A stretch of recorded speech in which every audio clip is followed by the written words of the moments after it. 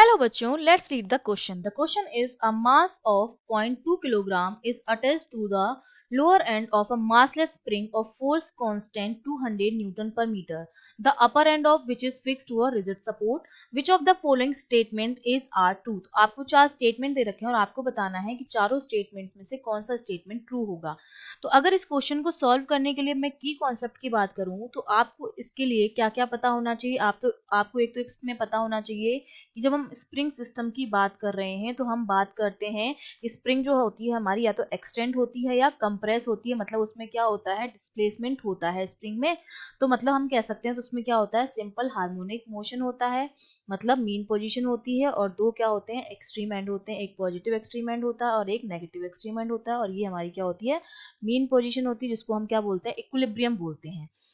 एक तो ये पता होना चाहिए, दूसरा हमें ये पता होना चाहिए कि जब हम स्प्रिंग सिस्टम की बात कर रहे हैं तो स्प्रिंग सिस्टम में हमारा जो फोर्स होता है वो एक रीस्टोरिंग फोर्स लगता है, जो कि क्या होता है, इक्वल्स टू माइनस के एक्स के बराबर होता है। ये माइनस साइन ये बताता है कि हमारा जो फोर्स है वो डिस्प्लेसमेंट की अपोजिट डायरेक्शन में लग रहा है। ये साइन हमें बताता है अपोजिट डायरेक्शन में लग रहा है। ठीक है, तो अब हमें क्वेश्चन में क्या बोला जा रहा है कि हमारे पास क्या है, एक सिस्टम स्प्रिंग है। ये मैंने ले ली एक स्प्रिंग, इससे एक मास अटैच है। ठीक है, ये हमने मास ले लिया जो कितना है, 0.2 किलोग्राम का है। और ये यहाँ पर इस रिजिड सपोर्ट से अटैच है। अब इसका स्प्रिंग कांस्टेंट जो है वो कितना दे रखा है, ये हमें दे रखा है 200 न्यूटन पर मीटर। इस कंडीशन में अभी हमारी जो स्प्रिंग है वो क्या है, नेचुरल लेंथ में, इसमें किसी भी तरह का कोई स्ट्रेच या अनस्ट्रेच नहीं है। हमारी स्प्रिंग जो है अपनी किसमें है, नेचुरल लेंथ में है। तो जब हम इक्विलिब्रियम या मीन पोजीशन की बात कर रहे हैं, मीन या इक्विलिब्रियम पोजीशन की जब हम बात कर रहे हैं तो क्या होगा, एक तो इस ब्लॉक का जो वेट है वो लगेगा नीचे की तरफ, विच इज mg। और इस mg को बैलेंस करने के ऊपर की तरफ स्प्रिंग में क्या लगेगा, एक रिस्टोरिंग फोर्स लगेगा, जो कि मैंने अभी बताया वो कितना लगेगा, kx नॉट लगेगा। ठीक है, और इक्विलिब्रियम पोजीशन में ये दोनों क्या होंगे, बराबर होंगे। मतलब हमारी जो के एक्स नॉट की जो वैल्यू होगी वो किससे होगी, एम जी के बराबर होगी। तो यहाँ से मैं एक्स नॉट निकाल सकती हूँ। एक्स नॉट जो मेरा आएगा वो किसके बराबर आ जाएगा, एम जी। एम कितना है, 0.2 इंटू जी की वैल्यू आप पुट करेंगे यहाँ पर 10 अपॉन के जो आपको दे रखा है वो दे रखा है 200 न्यूटन पर मीटर। तो एक्स नॉट की जो वैल्यू आती है आपके पास वो आपके पास आ जाएगी 1/100 मीटर, या इसको मैं लिख सकती हूँ 1 सेंटीमीटर। तो ये मेरे पास क्या आ गई है कि हमारी इक्विलिब्रियम पोजीशन में हमारी जो स्प्रिंग होगी वो 1 सेंटीमीटर से क्या हो जाएगी, स्ट्रेच हो जाएगी। ठीक है, ये हमारे हो गया। सेकंड ऑप्शन में क्या कहा जा रहा है, हमारा फर्स्ट ऑप्शन तो करेक्ट हो गया, ये ऑप्शन बिल्कुल करेक्ट हो गया जब इक्विलिब्रियम। सेकंड ऑप्शन में कह रहा है if the mass is raise till the spring is unstretch. अगर हम इस मास को रेज करें, ऊपर की तरफ लेके जाएं, जब तक कि स्प्रिंग में किसी भी तरह का एक्सटेंशन नहीं हो रहा है। सपोज हमने मान लिया कि यहाँ इस पॉइंट तक हम लेके गए मास को, तब तक स्प्रिंग जो थी अपनी नेचुरल लेंथ में थी। इस पोजीशन तक जब हम मास को लेके गए तो स्प्रिंग में किसी भी तरह का कोई स्ट्रेच नहीं आया है। ठीक है, उसके बाद हमने मास को रिलीज कर दिया। तो अब हमने मान लिया कि हमारी जो पोजीशन हो गई वो यहाँ तक आ गया हमारा। ठीक है, स्प्रिंग जो आ गई हमारी वो यहाँ तक आ गई है। पहले इस पोजीशन में थी जब हम मास को हम ऊपर तक लेके गए, जब तक स्प्रिंग में किसी भी तरह का स्ट्रेच नहीं आया।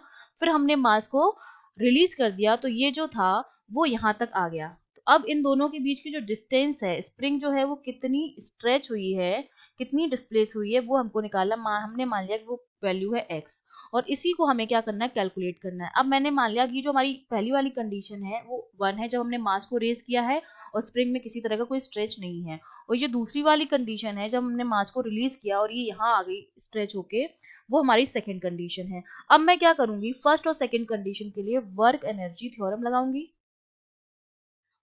वर्क एनर्जी थ्योरम लगाती हूँ मैं फर्स्ट और सेकंड के बीच में। तो देखिए फर्स्ट पोजीशन पर जो हमारा आएगा वर्क वो कितना हो जाएगा, एम जी एक्स। और यहाँ पर हमारा क्या हो जाएगा, स्प्रिंग जो होगी वापस ये हो जाएगा हाफ के एक्स का स्क्वायर, जो इक्वल होता है हमारा चेंज इन काइनेटिक एनर्जी के बराबर। यही होती है हमारी वर्क एनर्जी थ्योरम कि जो हमारा वर्क डन होता है वो चेंज ऑफ काइनेटिक एनर्जी के बराबर होता है। अब देखिए जब हम मास को ऊपर तक लेके गए इस पॉइंट पर, तो यहाँ पर जो वेलोसिटी थी वो क्या थी, जीरो थी। मतलब v जो था यहाँ पर जीरो था।